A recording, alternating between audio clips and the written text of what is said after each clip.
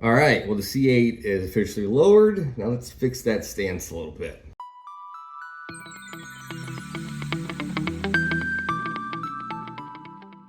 What's up, guys? Welcome back to the channel. A couple of quick little updates for the channel. Hopefully this is the last thing on the C8 before I jump back to the C5Z. Hoping the diffuser will be here by this weekend. That'll be the next project after this one. Today we are going to be doing wheel spacers, 20 millimeter. This isn't a video about whether wheel spacers are good or bad. I don't know. I'm not an engineer. I ran them on lots of cars. I never had any issues. Will this decrease the life of my wheel bearing by 10%? I don't know, maybe. If it does, I'll get new ones. Regardless, how the factory C8 wheels tuck in the car drives me insane. I don't know why they do it. The Z06 is better, not fixed. So I was gonna get Paragon to match the springs I got, but these came up looking for the same thing. It's the same material. They're hub centric. They fit the C8s. They look cool. They're black. They're machined very well. I think they're like half the cost of Paragon. Nothing against Paragon, but I mean, why? You know what I mean? So I went with these guys. I already put the passenger side on, which I'll show you here in 1 second. It looks really good. Perfect stance. And I'll take you over to one of the driver's side to show you exactly how to do this. It's not too hard. You just need a Dremel and tools to take the wheel off, of course. Yeah, this will really set up the car now that it's lowered a little bit and the wheels are out. It'll look really good, especially from the back, I think. I'll try to keep this video short. We'll go to the car. I'll show you exactly my method of fitting them on the car. Now, the reason being for needing a Dremel, the C8 wheels, even though they are made for spacers, for little, when you turn the wheel around, you'll see inside, there's little cavities for the stock studs to fit into. It'll make sense when you see it here in a second.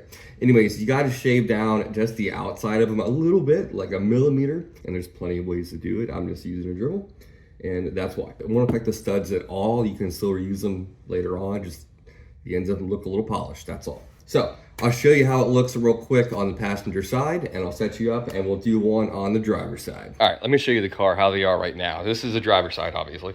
See how much they're tucked in there? A good little bit. That's my finger right there, obviously. In the back there, they're so tucked in, it drives me insane.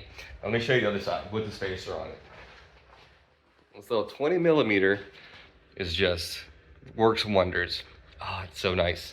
I do want to get little tiny 20 millimeter mud flaps that come out just a little bit, front and rear. They do make them, but no, that is perfect. So I need to drive this thing around a lot. Hopefully this settles a little more. If you saw the video from yesterday, this one's a 3/4 inch drop already. It sat for 24 hours. The back one was almost a 1/2 inch. These are claiming to be 1 full inch. So hopefully over the next week or so, they do drop a little bit. Maybe I messed something up, I don't know, but it's kind of hard to mess up. No, loving it. So let me set you up and we'll get to work grinding these things and show you exactly how to do it.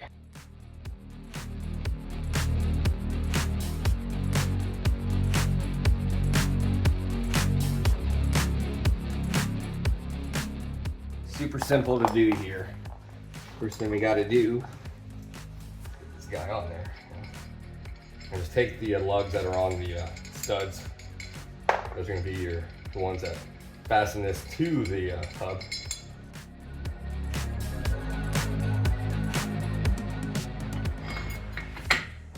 Now, if the wheels on the car were already good to go, this would be a 5-second job. But unfortunately, the castings on the wheels are a little off, but it's okay. And also, I don't know if you can see here, there's a good 1/2 inch where these aren't really even threads. The threads line starts way back here, but we're gonna polish all this off, Dremel it off, whatever we're gonna call it. It's doing a lot of sparks, don't you worry, it'll be fun.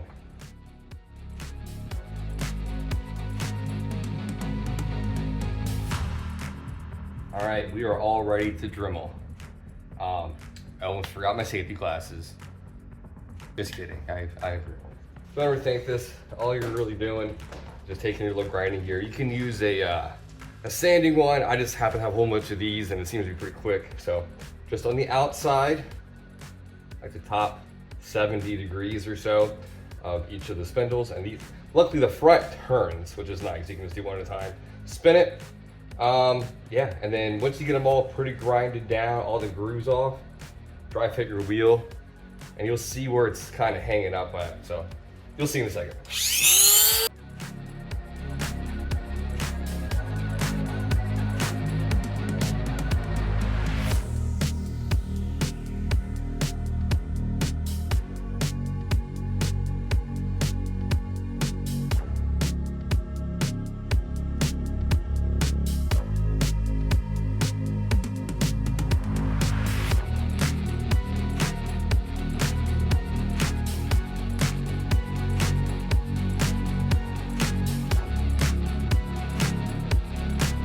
that's pretty much it. I found other 2 wheels. You got to do this about 2 or 3 times, put the damn wheel on there. I'll show you the back of the wheel right now, what I'm talking about, the cavity it fits in. And when you dry fit it, it'll leave a little marks inside the cavities, and I'll show you which ones you still got to file down. So let me show you the wheel real quick, and then I'll wrap this up and show you how, the final result. All right, hopefully you can see this. Yeah, see down inside of here, this is where they fit. And these are about 1 millimeter too big, the casting. So we're just kind of filing them down a little bit. That's all we're doing, slow and steady. So I'm gonna try to dry fit it, and then I'll show you the little marks it leaves. Well, actually, no, this one went right on. Outstanding, that was a freaking win. So let me button this one up and we're done. I'll finish the rear and show you how they all look. Yeah, it's not too exciting. The sparks kind of make it fun. All right, well, there you go. All 4 corners are done. Gosh, it just looks so much better when they're flush, The little things. You do enough little things, it really adds up, and you start to stand out from the other C8s. Looks like the wheels came down a little bit today. I just drove this for about 10 minutes or so to make sure the spacers didn't feel wonky or anything. I couldn't tell a difference. Not at all. Yeah, even after doing the lower ring springs yesterday and the spacers today, driving around, it feels identical. The springs, albeit stiffer, not a huge difference. It's still very soft. It still drives like a luxury car. It's crazy. A little more confident, inspiring around corners for sure, but not too aggressive like I was worried about. It's still very comfortable, but also gives me the perfect stance now. Absolutely love it. So what's coming down next, the pipeline for this guy is a rear wing. The Z51 wing in the back, a front splitter. I'm not sure if I'm gonna do the Z51 one or something a little more spicy, we'll see. And then I'll be doing some sound insulation because I don't like all the engine noise drama, the AFM valves, all that stuff. I hear the ticking. So all the way from the back glass, all the way down underneath your butt, I'm gonna do 2 layers of soundproofing. And then we'll be doing some exhaust work, high flow cats. I don't know about the exhaust yet. So I'll see how it sounds with the high flow cats and the stock exhaust. We'll go from there. If I get some cool cracks and pops, I'll leave it. And then we'll do some kind of fancy intake kit as well.